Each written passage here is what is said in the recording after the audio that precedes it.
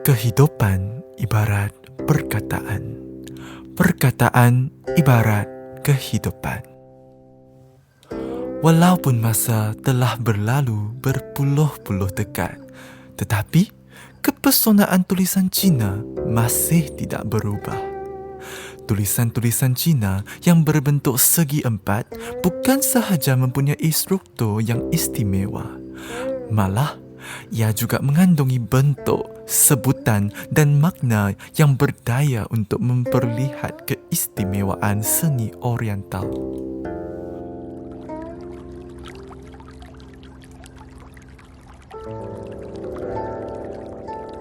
Air merupakan keperluan asas manusia yang tidak dapat dipisahkan dalam kehidupan harian.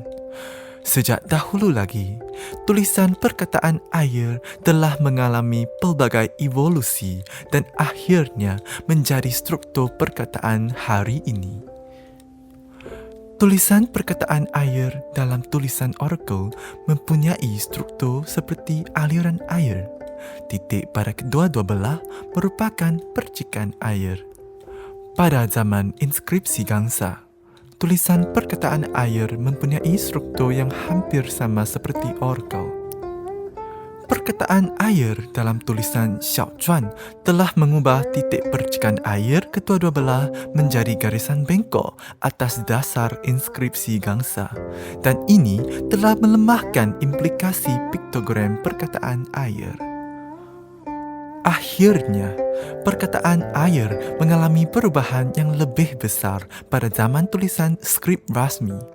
Strukturnya menjadi hampir sama seperti tulisan perkataan air pada hari ini, dan setakat inilah evolusi perkataan air.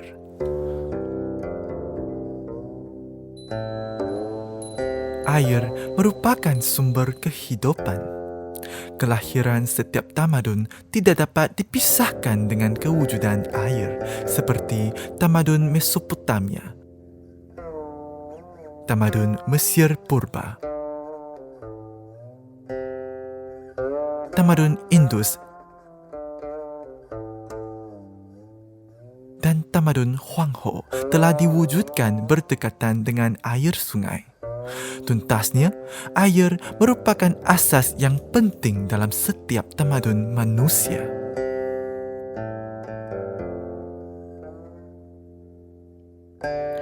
Bak kata pepatah dari Tao Te Ching, kesucian air telah mendatangkan rencaman faedah kepada segala makhluk.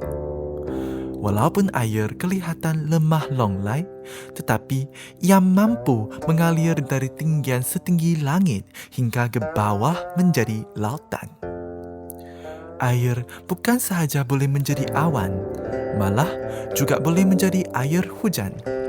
Ocak-ocak air meleleh menjadi aliran-aliran dan akhirnya membentukkan sungai. Air mempunyai fleksibiliti yang amat baik.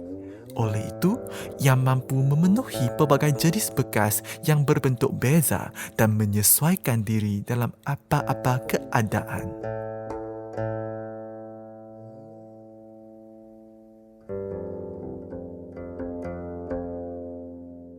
Apabila menghadapi sebarang halangan, air mempunyai kesabaran yang tidak terbatas.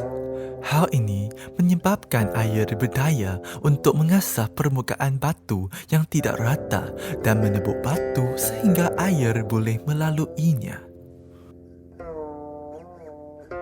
Tanpa mengira betapa kotornya dunia kita, air juga akan menerimanya secara hati terbuka serta menyucikannya. Oleh itu, sebagai manusia, kita seharusnya mempelajari sifat-sifat air seperti fleksibiliti, toleransi, suci dan menyuburkan segala makhluk. Kita patutlah berhati batu semasa mempelajari sebarang pengetahuan dan berhati ikhlas antara satu sama lain seperti ocak-ocak air. Walaupun tidak dapat diduga, tetapi kelihatannya suci dan jernih.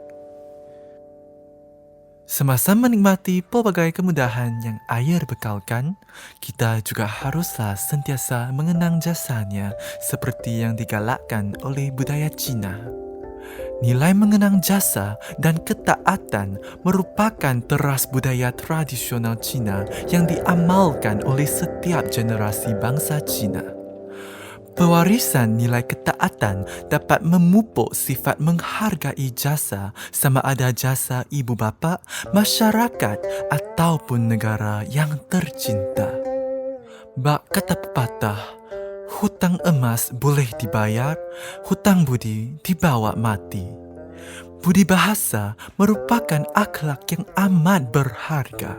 Hanya individu yang mengamalkannya dapat menjalinkan hubungan yang kukuh antara satu sama lain dan meneruskan kehidupan dengan lebih lancar.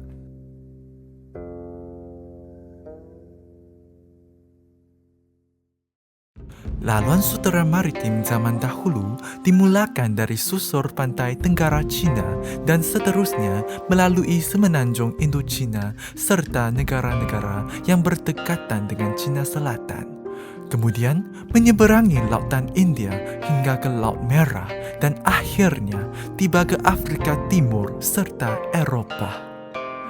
Ini merupakan laluan perdagangan asing yang penting sejak dinasti Tang dan dinasti Song.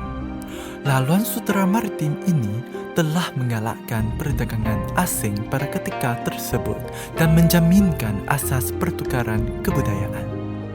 Laluan sutera maritim telah menyebarkan sifat keterbukaan dan semangat saling menguntungkan serta menang-menang yang berkait rapat dengan ciri-ciri air.